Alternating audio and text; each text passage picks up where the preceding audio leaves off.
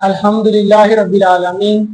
والصلاة والسلام علی سید الانبیاء والمرسلین اما بعد اعوذ باللہ من الشیطان الرجیم بسم اللہ الرحمن الرحیم قال اللہ تبارک و تعالی فی القرآن المجید والفرقان الحمید ان اللہ وملائکتہ یصلون علی النبی یا ایھا الذین آمنوا صلوا علیہ وسلموا تسلیما اللہم صلی علی محمد وعلی آل محمد۔ معزز ناظرین کرام، السلام علیکم ورحمۃ اللہ وبرکاتہ۔ یوٹیوب چینل محمد حماد نقشبندی پر آپ سب کو خوش آمدید ہے۔ امید کرتا ہوں کہ آپ سب خیریت سے ہوں گے۔ سلسلہ معارف الحدیث کے تحت آج ہم کتاب الایمان میں سے پہلی حدیث کے بارے میں جانیں گے کہ پہلی حدیث میں نبی کریم صلی اللہ علیہ وآلہ وسلم نے کیا ارشاد فرمایا ہے۔ میرا آج کا موضوع ہے اعمال کا دار و مدار نیتوں پر ہے۔ قال النبی صلی اللہ علیہ وآلہ وسلم انما الاعمال بالنیات، اعمال کا دار و مدار نیتوں پر ہے۔ وانما لامرئ ما نوى، اور آدمی کے لیے وہی کچھ ہے جس کی اس نے نیت کی۔ نبی کریم صلی اللہ علیہ وسلم کے فرمان کے مطابق تمام اعمال کا دار و مدار نیتوں پر ہے۔ اعمال کی قبولیت کا دار و مدار بندے کی نیتوں پر ہے۔ بندے کی نیت جتنی اچھی ہوگی اس کا عمل اتنا ہی زیادہ قابل قبول ہوگا۔ اور یہ بھی فرمایا کہ آدمی کے لیے وہی کچھ ہے جو اس نے نیت کی، آدمی کو اس کی نیت کے مطابق ہی پھل ملتا ہے۔ نبی کریم صلی اللہ علیہ وسلم نے مزید ارشاد فرمایا کہ اگر کسی شخص نے اللہ اور اس کے رسول کے لیے ہجرت کی، یعنی اس کا مقصد اللہ اور اس کے رسول کو راضی کرنا تھا، تو یقیناً اس کی ہجرت اللہ اور اس کے رسول کی طرف ہی ہوئی۔ لیکن اگر کسی شخص نے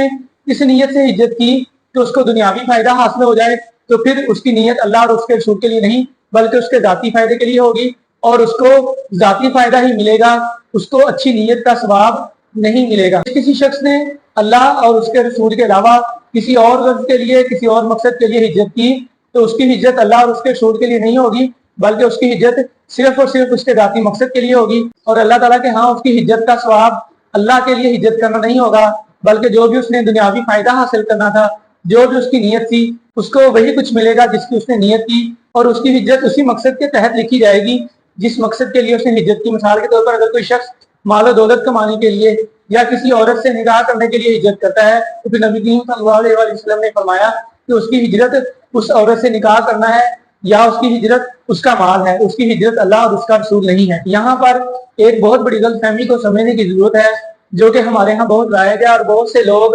اس طرح کے دعوے کرتے پھرتے ہیں۔ تو بندہ کہتا ہے جی میری نیت تو بہت اچھی ہے لیکن ظاہراً اس کا عمل اچھا نہیں ہوتا۔ مثال کے طور پر اگر کوئی شخص چوری کرتا ہے، اس کا عمل برا ہے، اور وہ یہ کہتا ہے جی میری نیت تو یہ ہے کہ میں غریبوں کی مدد کروں۔ یہ بات یاد رکھیے کہ اچھی نیت بھی تبھی فائدہ دے گی جب اس اچھی نیت کے مطابق عمل بھی کیا جائے گا، اور اگر صرف اچھی نیت رکھ لی جائے اور اعمال برے کر لیے جائیں تو پھر جو ہے وہ اچھی نیت بھی بالکل کوئی بھی فائدہ نہیں دے گی، بلکہ فائدہ دینے کی بجائے الٹا اس نیت پر گناہ ہوگا اور بندہ سزا کا مرتکب ہوگا، کیونکہ اس نے اپنی نیت تو اچھی رکھی ہے لیکن عمل برا کر لیا، اور پھر عمل بھی ایسا کیا ہے کہ جس سے لوگوں کو نقصان ہو رہا ہے، تو اس اچھی نیت کا بھی پھر کوئی فائدہ نہیں ہوگا۔ یعنی بندہ تو یہ کہہ رہا ہے کہ جی میری نیت بہت اچھی ہے، اور اگر میرا ظاہری عمل برا بھی ہے تو کیا ہوا، میری نیت تو اچھی ہے نا۔ اکثر لوگ اس طرح کی باتیں کرتے نظر جاتے ہیں کہ جی نیت کو دیکھنا چاہیے عملوں میں کیا رکھا ہے، حالانکہ نہیں، نیت وہی ہو جو اللہ تعالیٰ اس کے رسول نے کی ہے، اور اگر عمل نیت کے مطابق نہیں ہے تو پھر اچھی نیت بھی کوئی فائدہ نہیں دے گی،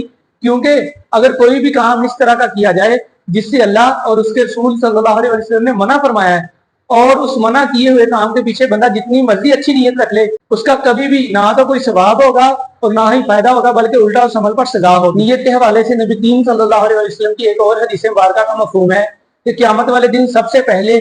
3 لوگوں کا فیصلہ کیا جائے گا، اور یہ بات یاد رکھیے کہ قیامت والے دن فیصلہ نیتوں پر ہوگا۔ سب سے پہلے اس شخص کا فیصلہ کیا جائے گا جو شہید ہوگا۔ اللہ پاک شہید کو اپنے سامنے کھڑا کریں گے اور فرمائیں گے اے میرے بندے تو نے میرے لیے کیا کیا؟ تو شہید عرض کرے گا اے اللہ پاک آپ نے مجھے زندگی عطا کی، میں نے اس زندگی کو آپ کی راہ میں قربان کر دیا، میں شہید ہو گیا، میں نے اپنی جان آپ کی راہ میں قربان کر دی۔ تو اللہ تعالیٰ سے ارشاد فرمائیں گے اے میرے بندے تو میرے لیے شہید نہیں ہوا بلکہ تیری نیت یہ تھی کہ دنیا میں تیری بہادری کے چرچے ہوں اور تمہارے شہید ہونے کے بعد لوگ واہ واہ کریں کہ کتنی بہادری سے لڑا ہے، اور تمہاری نیت دنیا سے داد وصول کرنا تھا، تمہاری نیت میری راہ میں لڑنا نہیں تھا، تمہاری نیت میری راہ میں شہید ہونا نہیں، میرے لیے شہید ہونا نہیں، بلکہ دنیا سے تعریف حاصل کرنا تھا۔ تو اللہ پاک حکم فرمائیں گے کہ اس کو جہنم میں پھینک دو۔ اس کے بعد اللہ پاک کے سامنے قاری قرآن کو پیش کیا جائے گا۔ اللہ پاک اس سے پوچھیں گے، اے میرے بندے تو نے دنیا میں رہتے ہوئے میرے لیے کیا کیا؟ وہ عرض کرے گا، اے اللہ پاک تو نے مجھے زندگی بخشی، تو نے مجھے اچھی آواز دی، تو نے مجھے قرآن کا علم دیا، میں نے قرآن کو حفظ کیا اور میں جہاں بھی جاتا تھا تیرا قرآن سناتا تھا، میں نے لوگوں کو تیرا قرآن سنایا۔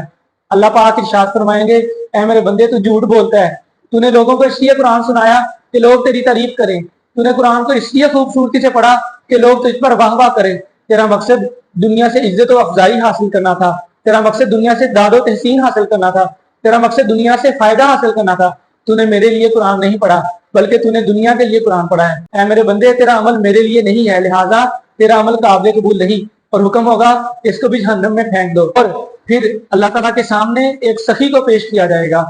اللہ پاک اس سے پوچھیں گے، اے میرے بندے تو میرے لیے کیا کر کے آیا ہے؟ وہ عرض کرے گا، اے اللہ پاک تو نے مجھے مال دیا، میں نے تیرے مال کو تیرے رستے میں خرچ کیا، میں نے غریبوں، یتیموں، بیواؤں، مسکینوں کی مدد کی۔ اللہ پاک فرمائے گا، نہیں میرے بندے تو جھوٹ بولتا ہے، تو نے میرے لیے اپنا مال خرچ نہیں کیا، تو دنیا سے